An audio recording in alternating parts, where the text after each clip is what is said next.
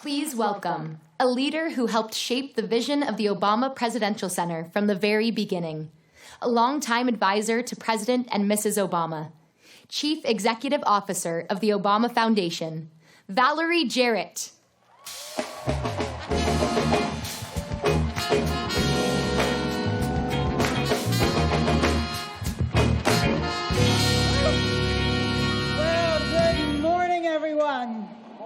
Good morning to all of you who are here in Chicago, who traveled from near and far.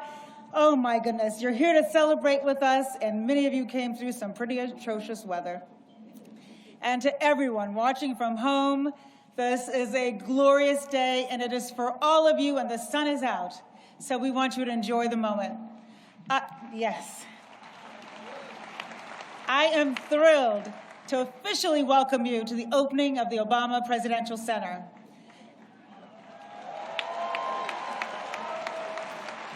Now, this center is not a traditional museum, nor is today a traditional ribbon cutting. It's a day for music, for fun, and of course, it won't surprise you, for hope. Looking out at this fabulous crowd, I have to tell you, I am so tempted to sing my own rendition of Amazing Grace, but I think I'll save that for another day. Instead, I invite everyone to cheer and dance and get on your feet and enjoy yourselves. This is a campus for everybody, whether you live down the street or on the other side of the world. And we hope you are going to come back again and again. To President and Secretary Clinton, to President and Mrs. Bush, to President and Dr. Biden, all of our foreign dignitaries and elected officials who are here, we are honored by your presence. To our Obama campaign and White House teams, to our generous supporters, this day would not have been possible without you. To our neighbors who showed up to countless community meetings and shared their hopes and dreams, and yes, their concerns with us, we hope we have made you proud. To the thousands of talented folks who designed and built this magnificent campus and whose names are forever memorialized in the Forum building right behind me, thank you.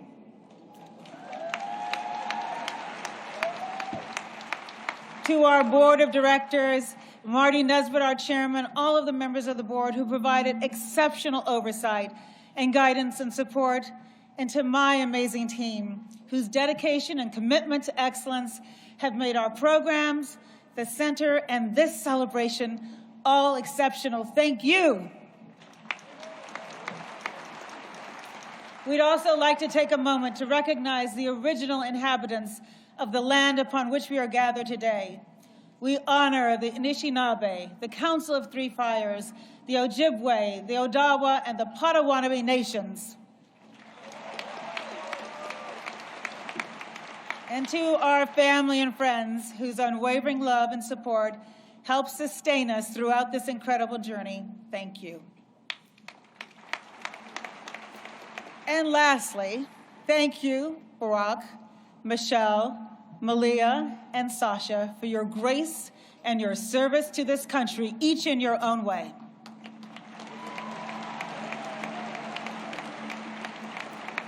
So I grew up on the south side of Chicago, riding my bike right through Jackson Park. This community is home to me, and it is home to the Obamas.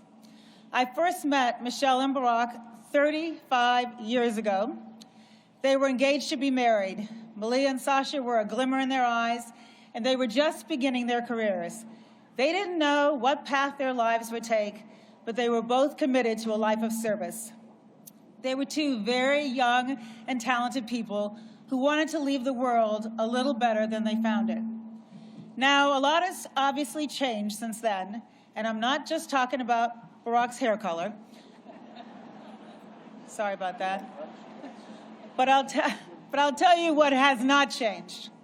What hasn't changed is Barack and Michelle's devotion to family and friends, their values, some of the same values we teach our young leaders: integrity, courage, imagination, resilience, and yes, empathy.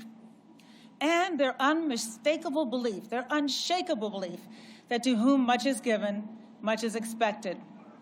I am so grateful to them for our deep friendship that has withstood the test of time and for bringing me along on this extraordinary journey. Now, of course, that history wasn't made by the Obamas alone. It was made by countless people upon whose shoulders they stand, and those who have stood by them through all the ups and downs, including many of you who are here today. People who refused to accept the status quo, who wanted to be part of something bigger and more important than themselves, and who came together to work towards a common goal. When I think about all that hard work and the purpose of this new center, it reminds me of a story about one of our former organizers, our field organizer, Ashley Baya. It was 2007, in the heat of the primary.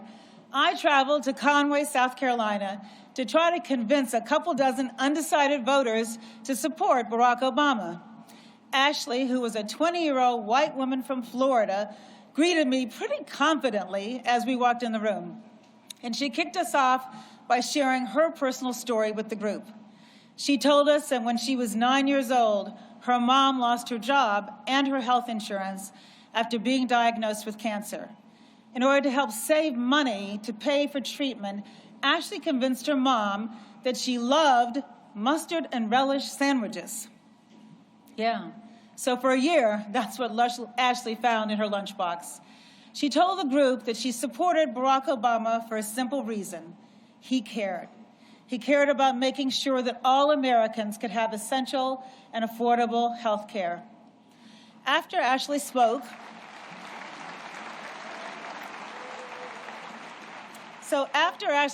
we went around the room and each person talked about what they were there for, what they cared about. They wanted to hear about all kinds of things that the senator was proposing, his plans to create jobs, help veterans, save the environment. Then, about 2/3 of the way around the room, an older black gentleman said, rather matter-of-factly, "You know, I'm not here to listen to what you have to say about any particular issue. I'm here because of Ashley. I know her, I trust her, and because of her, Barack Obama has my vote." Ashley's here today. Where are you, Ashley?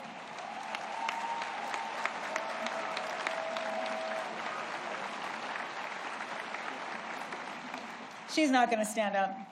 Now we know there's a little bit of Ashley in all of us. Real change is not predestined, nor does it happen simply because of someone's title or station or status. Real change depends on trust. The kind of trust that was built between a young white woman from Florida and an older black man from South Carolina. That's what Barack's campaigns were all about. That's what Barack and Michelle's 8 years in the White House were all about. That's what the center is all about. This is not a monument to the Obamas, you guys. This is a tribute to all those who made their journey possible.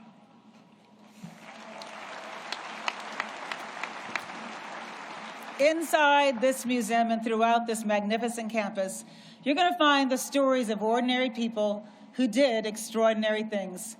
Stories that show the inevitable zig and zag of our efforts to perfect this nation, but that nonetheless paved the way for Barack Obama's presidency and everything achieved during his 8 years in office. This center is also a challenge to the next generation of changemakers because our work is never done. In the words inscribed on the outside of the museum building, we each have the glorious task of continuing to improve this great nation of ours. This center may be named for the Obamas, but it is built for you. So let's celebrate. Support journalism you trust. Support PBS News. Donate now, or even better, start a monthly contribution today.